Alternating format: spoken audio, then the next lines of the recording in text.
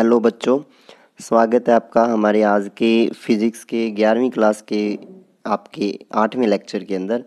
इससे पहले हम 7 लेक्चर बना चुके हैं। कोई भी लेक्चर ज़्यादा बड़ा नहीं है, बिल्कुल छोटे छोटे लेक्चर बनाए हैं ताकि आपको समझने में प्रॉब्लम ना हो और लेक्चर को सुनने में भी कोई दिक्कत ना हो। तो जितने भी बच्चे हैं हमारे आरबीएसई और सीबीएसई बोर्ड के, इंग्लिश और हिंदी दोनों मीडियम के, वो ध्यान दें। आज हम पढ़ने वाले हैं एक बहुत ही इम्पॉर्टेंट टॉपिक। यहाँ से एक क्वेश्चन पक्का आता है और किसी भी कंपटीशन में चले जाएं वहाँ भी एक क्वेश्चन पक्का मिलता है। आज हम पढ़ेंगे भौतिक राशि की विमाएँ, यानी कि डायमेंशंस ऑफ फिजिकल क्वांटिटी।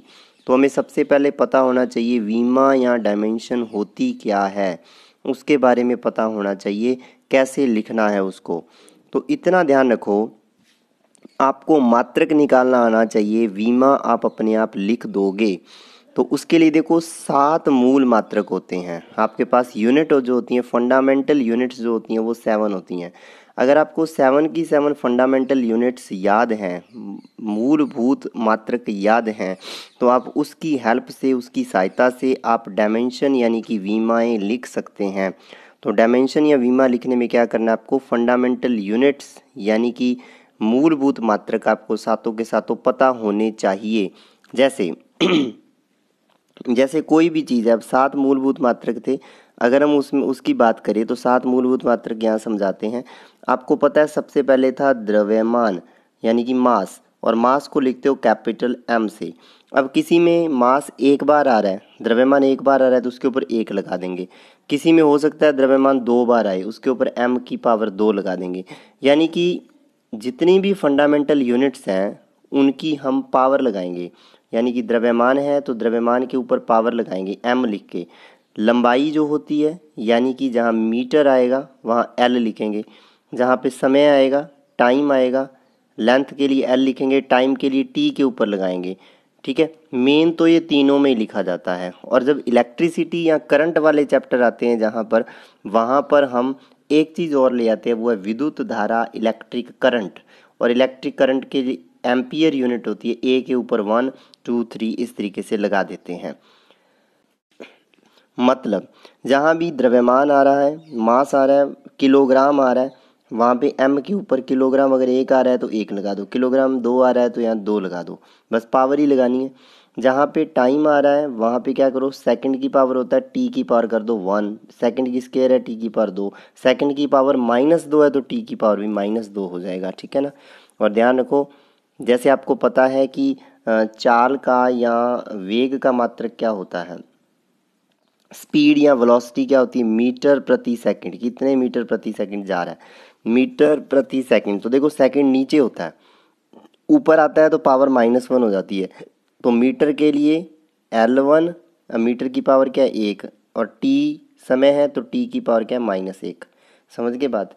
लंबाई क्या है मीटर में, मीटर सेकंड इनवर्स, तो मीटर लंबाई के लिए L1 लेंथ, समय के लिए टाइम T-1, ऐसे लिखना है। तो समझ आ गई होगी बात। बाकी और देखते हैं, इसको समझाते हैं, यहाँ से आपको और क्लियर हो जाएगा। किसी भौतिक राशि की विमा वे घातें हैं जो उस भौतिक राशि के व्युत्पन्न मात्रक प्राप्त करने के लिए मूल मात्रकों पर चढ़ाई जाती है। ठीक है ना, घात चढ़ाई जाती है मूल मात्रकों पर। यानी कि क्या करते हैं, dimension are those powers which are written on fundamental units in terms of unit of physical quantities. तो सीधी सी बात है, जो फंडामेंटल यूनिट्स होती हैं उनके ऊपर पावर की फॉर्म में इसको लिखा जाता है। अब देखिए, जैसे स्पीड है, स्पीड होता है डिस्टेंस अपॉन टाइम, यानी कि length upon time. Distance upon time, दूरी बटे समय चाल होती है। दूरी को लंबाई ही तो कहते हैं। दूरी किस में मापते हो, सीधी सी बात है, दूरी मीटर में, तो मीटर। टाइम सेकंड में, मीटर बटे सेकंड, मीटर अपॉन सेकंड, तो इसको लिखेंगे मीटर पर सेकंड, क्योंकि सेकंड ऊपर चला गया तो मीटर की पावर 1 पड़ी है। सेकंड की पावर जब भी ऊपर जाते हैं, ऊपर से नीचे से ऊपर जाते हैं तो पावर माइनस में हो जाती है। यहाँ पावर 1 थी सेकंड की, यहाँ होगी -1। ये हो गया मीटर सेकंड -1। और अब देखिए इसके अंदर, देखिए कहीं भी हमारे पास किलोग्राम नहीं आ रहा, मीटर आ रहा है, सेकंड आ रहा है। तीन ही तो चीज़ें हैं, एक किलोग्राम है, एक मीटर है, एक सेकंड है। ठीक है, बस आप ऐसे याद रखो किलोग्राम है, मीटर है, सेकंड है। ठीक है, किलोग्राम के लिए क्या लिखते हैं M, इसके लिए L, और समय के लिए T। तो यहाँ पे m तो है नहीं, तो मीटर है 1 तो l का 1 हो गया, सेकंड है -1 तो l t -1। तो देखिए m मीटर उसको लिख दिया L1 और सेकंड -1 इसको लिख दिया t-1। तो ये आपके पास हो गया। इसी तरीके से आप बात करते हो, ये देखो तीनों चीज़ें याद रखनी है। द्रव्यमान को m के ऊपर 1 लगा के, लंबाई को l के ऊपर 1 लगा के और समय को t के ऊपर 1 लगा के लिखना है। आयतन वॉल्यूम क्या होता है? लंबाई गुणा चौड़ाई गुणा ऊंचाई, यानी कि length into width into height. तीनों ही किस में मापते हो? लंबाई मापते हो वो भी किस में मापते हो? मीटर में। चौड़ाई मापते हो वो भी मीटर में, और जब ऊंचाई मापते हो वो भी मीटर में। यानी कि जैसे ये आपको पता है कोई भी घनाभ है क्यूबॉइड है, तो इसकी लंबाई है, इसकी चौड़ाई है, इसकी ऊंचाई है, ये उसकी क्या है? विड्थ, ये उसकी लेंथ और ये उसकी हाइट। तीनों ही किस में मापते हो? मीटर में। भाई कितने मीटर है या सेंटीमीटर है? तो मीटर गुणा मीटर गुणा मीटर, मीटर की पावर 3। और मीटर को क्या लिखते हो? L1। ये देखिए मीटर को क्या लिखते हो? L1 L1 L1 L1 L1 +1 जब गुणा में होते हैं तो घातें जुड़ जाती हैं, पावर ऐड हो जाती है मल्टीप्लाई में, तो L क्यूब हो गया। तो m तो इसमें है ही नहीं, तो m0, t भी नहीं है, t0 L3, तो m0 L3 t0। इस तरीके से लिखना है, ठीक है ना। यानी कि दोबारा देख लो, किलोग्राम के लिए m, मीटर के लिए l और सेकंड के लिए t, ये तीन चीज़ें आपको बार बार लिखनी है। इन चीज़ों को और क्लियर करते हैं, कुछ और फॉर्मूले हैं, कुछ महत्वपूर्ण विमीय सूत्र, इम्पॉर्टेंट डायमेंशनल फार्मूलाज, तो उनकी बात करते हैं। जैसे क्षेत्रफल, पहला देखिए, बिल्कुल फर्स्ट देखिए क्षेत्रफल। क्षेत्रफल का मतलब होता है एरिया, और एरिया क्या होता है? जैसे मान लीजिए ये कोई भी आपके पास क्या है? आयत है, रेक्टेंगल है, तो उसका एरिया क्या होगा? लेंथ इंटू विड्थ, लंबाई गुणा चौड़ाई, लंबाई गुणा चौड़ाई, लेंथ इंटू विड्थ। और लंबाई भी मीटर में, चौड़ाई भी मीटर में, तो मीटर इंटू मीटर, मीटर का स्क्वायर, और मीटर का स्क्वायर मतलब एल का स्क्वायर। किलोग्राम नहीं है, सेकंड नहीं है, तो ओनली लंबाई एल का स्क्वायर। ठीक है, तो क्या हो गया? m0 L² t0। बहुत इजीली समझ आ गया होगा, ये काफ़ी आसान है। आयतन, आयतन के बारे में हमने बताया, लंबाई गुणा चौड़ाई गुणा ऊंचाई, मीटर मीटर मीटर, तो क्या हो गया? मीटर की पावर 3 हो गया। ये क्या हो गया? मीटर की पावर क्या हो गया? 3 हो गया। तो यहाँ पे वही लिखा हुआ है मीटर 3, और मीटर 3 को लिख दिया L की पावर 3। M और T पे कुछ भी नहीं लिखा, क्योंकि ये दोनों नहीं आए। किलोग्राम और सेकंड जहाँ तक आए नहीं है वहाँ क्यों लगाएं। अब बात करते हैं घनत्व की, डेंसिटी की। घनत्व होता है मास अपॉन वॉल्यूम, द्रव्यमान बटे आयतन, ठीक है ना। द्रव्यमान बटे आयतन, द्रव्यमान का मतलब किलोग्राम, आयतन का मतलब अभी निकाला मीटर क्यूब, किलोग्राम बटे मीटर क्यूब। बटे वाली चीज़ ऊपर आती है, माइनस हो जाता है, किलोग्राम मीटर की पावर -3, तो क्या हो गया? किलोग्राम मीटर की पावर -3। और किलोग्राम के लिए क्या लिखोगे? m की पावर, किलोग्राम एक है 1, और l की पावर मीटर है -3, t है ही नहीं, समय है ही नहीं, तो किलोग्राम के लिए m1, m-3 के लिए L3, और t है ही नहीं, तो t के लिए कुछ भी नहीं, 0 आ गया। अब बात करते हैं, चाल की बात कर ही चुके हैं। दूरी बटे समय, डिस्टेंस अपॉन टाइम, मीटर पर सेकंड, मीटर सेकंड की पावर -1, सेकंड ऊपर आएगा माइनस, तो L1 t की पावर -1। अब बात करते हैं त्वरण की, ये चीज़ इंपॉर्टेंट है, त्वरण और बल बहुत ही इंपॉर्टेंट है। बल तो बहुत ही इंपॉर्टेंट है। देखो क्या होता है इसमें, त्वरण, त्वरण का मतलब, एक्सेलरेशन का मतलब होता है जो आपने चाल निकाली है ना, चाल के अंदर समय का भाग दे दीजिए, यानी कि स्पीड अपॉन टाइम कर दीजिए, स्पीड अपॉन टाइम। और स्पीड की हमने मात्र यूनिट अभी भी निकाली, स्पीड अपॉन टाइम। पहले तो फॉर्मूला याद करो, स्पीड अपॉन टाइम, चाल बटे समय ही त्वरण होता है। अब देखो, अब आपको पता है चाल के लिए आपने निकाला है, चाल ऊपर है तो ऊपर ही लिख दो मीटर सेकंड की पावर -1, ये आप किसके लिए निकाल चुके हो? मीटर सेकंड की पावर -1 चाल के लिए। समय के लिए नीचे सेकंड हो गया, तो सेकंड ऊपर जाएगा, मीटर सेकंड -1, ये सेकंड एक और -1, और जब ऊपर दो समान आधार हों सेकंड सेकंड, तो ऊपर घातें जुड़ जाती है, सेकंड की पावर -1 -1, तो -1 -1 -2, तो क्या हो गया? सेकंड की पावर -2, ठीक है ना। मीटर सेकंड इनवर्स बटे सेकंड, तो मीटर सेकंड की पावर -2, ये आपके पास हो जाता है। तो ये क्या आ गया यहाँ पर? किलोग्राम तो है नहीं, तो m0, उसके बाद लंबाई 1 है तो मीटर के लिए L1 और सेकंड T⁻², हो गया। ये आपके पास हो गया, क्लियर हो गया। इसके बाद बात करते हैं बल की। बल होता है द्रव्यमान गुणा त्वरण, फोर्स होता है मास इंटू एक्सेलरेशन। अब देखिए मास के लिए क्या होता है किलोग्राम, ये लिखा। एक्सेलरेशन के लिए अभी निकाला है मीटर सेकंड -2, तो मीटर सेकंड -2 तो गुणा हो गई दोनों, किलोग्राम मीटर सेकंड -2।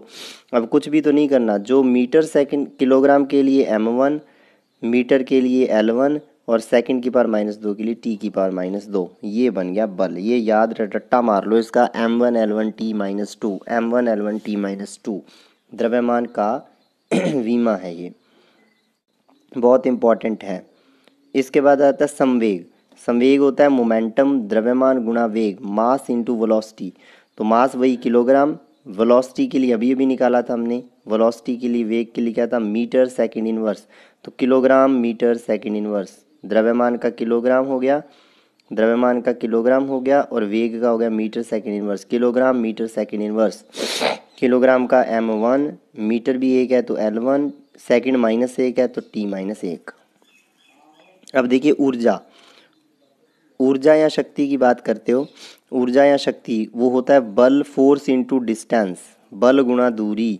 बल का हमने निकाला है m1 L1 T-2, दूरी का L1 होता है तो L1 से गुणा हो गया, तो L1 ये रहा, 1 ये रहा, L हो गए 2, m1 L2 T-2 हो जाएगा, वो मैंने लिखा नहीं है, m1 L2 T-2। शक्ति होता है कार्य बटे समय, कार्य बटे समय। कार्य अभी निकाला m1 L2 T-2, वो ऊपर है लिख दिया, नीचे बटे में समय, समय का होता है T1। अब T देखिए ऊपर जाएगा, -T माइनस का 2 पहले है, एक माइनस का एक और ऊपर चला गया तो माइनस का हो गया 3, तो T क्या हो गया -3। तो यहाँ पे क्या आ गया m1 L2 T-2 बटे T1, m1 L2 T-3 हो गया। काफ़ी ईजी है। एक और टर्म होती है आवेग यानी कि इम्पल्स, आवेग यानी कि इम्पल्स। और आवेग क्या होता है बल गुणा समय, फोर्स इंटू टाइम। तो फोर्स कितना है m1 L1 T-2 अभी निकाला, टाइम के लिए T1 होता है तो m1 L2 T-2 और T1 ये हो गया m1 L1 T-1, क्योंकि T⁻2 है, ऊपर ये प्लस का 1 है तो +1, -2 + 1 -1 बचा, ठीक है ना, तो -1 बच गया। विस्थापन एक तरीके की दूरी ही होती है, उसको क्या लगा दिया L1 लगा दिया। फिर आ जाता है गुरुत्वीय त्वरण। तो गुरुत्वीय त्वरण जो होता है वो क्या होता है, एक तरीके का त्वरण ही होता है। तो जो त्वरण का हमने लिखा था, क्या लिखा था m0 L1 T-2, वही इसमें रहेगा m0 L1 T-2, ये त्वरण के लिए सेम रहेगा। ये आपके पास क्या हो गया, कुछ इम्पोर्टेंट यूनिट्स हो गई। अब देखो कुछ इम्पोर्टेंट यूनिट्स 2-3 और हैं, समझते हैं। मैंने यहाँ पे ऊर्जा या शक्ति बोल दिया था, ये ऊर्जा या कार्य है, ध्यान रखना। यानी कि फोर्स इंटू डिस्टेंस जो होता है वो ऊर्जा या कार्य होता है, यानी कि एनर्जी और वर्क होता है। अब देखिए यहाँ पे क्या है, बल का जो MKS मात्रक होता है वो न्यूटन होता है, आपको याद रखना है। MKS unit of force is Newton और CGS यूनिट डाइन होता है। MKS यूनिट का मतलब क्या होता है, अब आपको पता है बल यानी कि फोर्स आपने निकाला है द्रव्यमान गुणा त्वरण, मास इंटू एक्सेलरेशन, ये आपने निकाला है मास इंटू एक्सेलरेशन, यानी कि किलोग्राम मीटर पर second square, kilogram metre second -2 ये निकाला है। किलोग्राम को क्या कर दो ग्राम कर दो, मीटर को क्या कर दो सेंटीमीटर कर दो, ग्राम सेंटीमीटर सेकंड -2 वो बन जाता है न्यूटन से डाइन बन जाता है, यानी कि वो CGS यूनिट बन जाता है। और 1 न्यूटन में 10⁵ डाइन होते हैं, आपको याद रखना है, 1 न्यूटन में 10⁵ डाइन होते हैं। इसी तरीके से कार्य या ऊर्जा का MKS यूनिट जूल होती है और CGS अर्ग होती है। वर्क और एनर्जी दोनों की यूनिट जूल या अर्ग होती है, और 1 जूल के अंदर क्या होता है 10⁵ अर्ग होते हैं। 1 जूल = 10⁻7 अर्ग। याद करना है 1 न्यूटन में 10⁵ डाइन होते हैं और 1 जूल के अंदर 10⁵ अर्ग होते हैं, याद रखना है। और कल का वर्क है आपका दाब का विमीय सूत्र निकालना है, ठीक है ना। यानी कि जो प्रेशर होता है उसका डायमेंशन फॉर्मूला निकाल के दिखाना है। मैं आपको बता देता हूँ, प्रेशर होता है बल बटे क्षेत्रफल, फोर्स अपॉन एरिया। ऊपर बल की विमा लिख दो m1L1T-2 और नीचे लिख दो एरिया की L स्क्वायर होती है, तो L स्क्वायर ऊपर जाएगा, L -2 हो जाएगा और L बचेगा 1 - 2, तो 1 - 2 -1 रह जाएगा। तो मैंने निकाल के दिखाई दी, तो ये निकाल के दिखाना कल। लेक्चर को 1-2 बार सुनना और समझ आ जाएगा। और ध्यान रखो, बल का MKS मात्रक न्यूटन, CGS मात्रक डाइन, ठीक है। 1 न्यूटन 10⁵ डाइन होता है। कार्य या ऊर्जा का MKS मात्रक जूल, CGS अर्ग, और 1 जूल में 10⁷ अर्ग होते हैं। ये आपका आज का लेक्चर था। तो विमा निकालनी आपको आनी चाहिए। बल की विमा बहुत इंपॉर्टेंट है, याद कर लेना, m1L1T-2। ये पूरा लेक्चर था। बहुत बहुत आपका धन्यवाद। लेक्चर अच्छा लगा हो चैनल सब्सक्राइब करें, अपने दोस्तों के साथ शेयर करें इसको। धन्यवाद।